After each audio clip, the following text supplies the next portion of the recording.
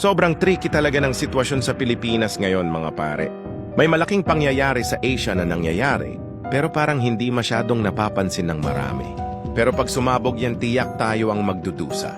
Ang China sa ilalim ni Xi Jinping ay may malaking plano sa likod ng lahat. Hindi lang basta gusto ng kapangyarihan, gusto niya maging pinakamakapangyarihan sa kasaysayan ng China. Gusto niya mas sikat at mataas pa kay Mao Zedong. At ang prize? Taiwan. Pero bakit nga ba tayo nadadamay dito sa Pilipinas? Simple lang mga tol. Malapit tayo sa Taiwan kaya sa tingin ng China, tayo ang magiging game changer sa kanilang plano. Kung gusto nilang angkinin ang Taiwan, kailangan nilang siguraduhin na kontrolado nila ang Pilipinas. Bakit tol? Kasi si PBBM Marcos ay may malapit na koneksyon sa Amerika at matibay ang samahan ng Pilipinas sa kanila, lalo na sa usapang militar. Kaya para sa China, malaking hadlang si Marcos sa kanilang plano. Ito pa ang Pogo, akala nyo negosyo lang. Hindi alam mo yung Pogo or Philippine Offshore Gaming Operators? Akala mo pasugalan lang, hindi lang negosyo. Yan posibleng ginagamit ng China bilang cover. Bakit? Kasi yung mga empleyado doon, hindi lang basta empleyado. Yung iba may chismis na sleeper agents, mga espiya yan na naghihintay ng utos para kumilos. Isipin mo yung mga Pogo hub mukhang harmless, pero sa likod nun ginagamit pala para magmanipula ng impormasyon o magspiya sa importanteng lugar. Parang Trojan horse, di mo alam may kalaban ka na pala sa loob ng bahay. Ang creepy, no? Eto pa tol, nung panahon ni Rodrigo Duterte naging malapit tayo sa China, binawasan ang tapang natin sa pagtindig sa West Philippine Sea at maraming proyekto nila ang nakapasok sa bansa. Malinaw na maraming pabor ang ibinigay sa kanila. Ngayon si Sara Duterte ang tingin ng China na maaaring magpatuloy ng ganitong relasyon.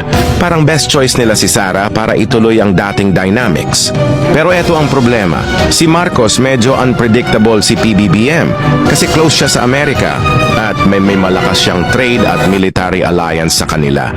Kaya para sa China, malaking sagabal si Marcos sa plano nila at dahil di nila siya hawak, ano ang plano alisin siya kung gusto nilang mawala si Marcos.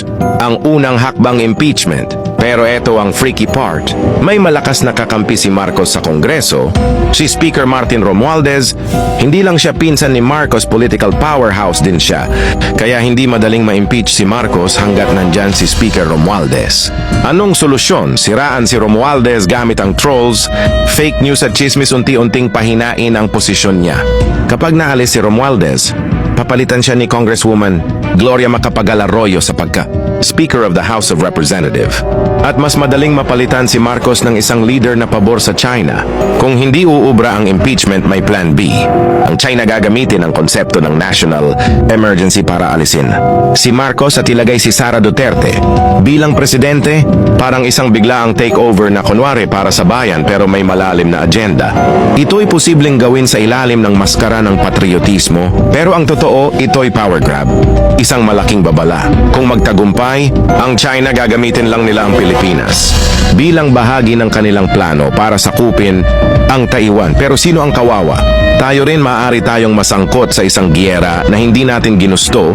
Ang ekonomiya natin, ang kalayaan natin, at ang kinabukasan natin ang nakataya. Pipikit ba tayo habang ginagamit ang Pilipinas bilang laruan ng China? O gising na tayo at pipiliin nating protektahan ang ating bansa bago mahuli ang lahat? Toldi na tayo, dapat magpadala ang 2027. Sobrang lapit na, parang last 2 minutes. Magdesisyon na tayo kung lalaban o pababayaan na lang.